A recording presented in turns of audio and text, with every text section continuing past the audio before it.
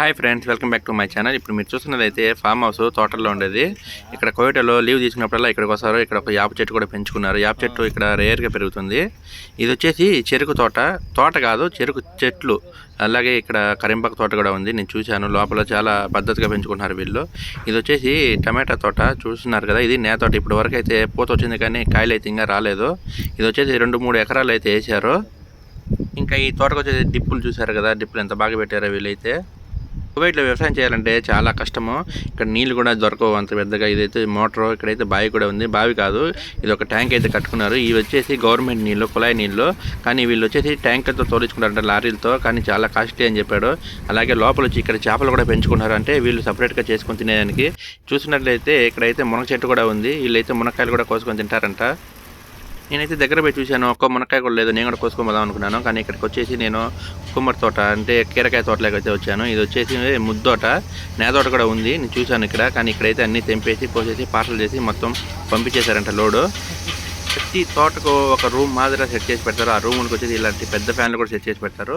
ఇప్పుడు మీరు చూస్తున్నదైతే క్యాప్సికమ్. ఇది పెద్ద మిరపకాయ లావుగా ఉంటుంది కదా, అది క్యాప్సికమ్. ఆ తోట ఇది చూశారు కదా. పైన ఎంత బాగా కట్టారు వీళ్ళు, ఎండ తగలకుండా వేడి తగలకుండా. అలాగే లైన్లు కూడా కట్టారు చూడండి తాడుతో. ఇలా సేఫ్ అండ్ సెక్యూర్గా అయితే చేస్తారు వ్యవసాయం. ఇక్కడ రైట్ సైడ్ పోతున్నాడు కదా ఆయన, ఇక్కడ పెద్ద ఎన్ని అయినా చూసుకుంటూ ఉంటాడు. ఇక్కడ లెఫ్ట్ సైడ్లో ఉండేది మా ఫ్రెండ్ లక్ష్మయ్య.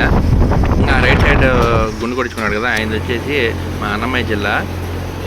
గత 24 సంవత్సరాలుగా ఇక్కడే ఉన్నాడు. ఇప్పటివరకు అయితే ఆయన ఇండియాకి కూడా పోలేదు. ఇప్పుడు మీరు చూసినదైతే వంకాయ తోట. ఇది చాలా పెద్ద వంకాయలు ఉంటాయి. తోట కూడా సూపర్గా వచ్చింది చూసినారు కదా. ఇప్పుడే పూత కూడా వచ్చింది కానీ ఒక కాయ కూడా రాలేదు. కాయ అయితే ఒక చెట్టుకి ఏమన్నా చూశాను. ఇప్పుడైతే చూపిస్తాను చూడండి. ఇప్పుడు ఇది కాయ. ఇది ఇప్పుడైతే చిన్నది, ఇంకా పెద్దది అవుతుంది. ఇంకా నేనైతే వీడియో తీసుకుంటా పోతున్నాను కాబట్టి మా ఫ్రెండ్ అయితే ఫోటోలకి అయితే పోజులు ఎత్తున్నాడు.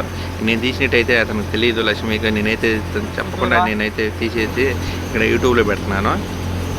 ఇక్కడ మొత్తం 5 మంది వర్కర్లు ఉంటారు. ఆయనకైతే ఈయన ఇందాక చూపించాను కదా, ఆయన పెద్ద.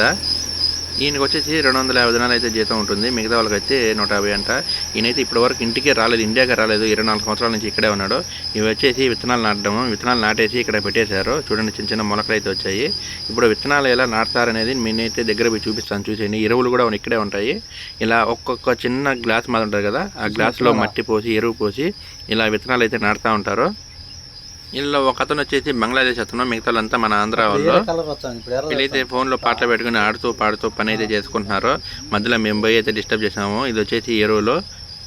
నేనైతే ఒక కవర్కి అయితే కీరకాయలు అయితే కోసుకున్నాను. చూశారు కదా నా వీడియో. లైక్ చేయండి, కామెంట్ చేయండి, అలాగే సబ్స్క్రైబ్ కూడా చేసుకోండి.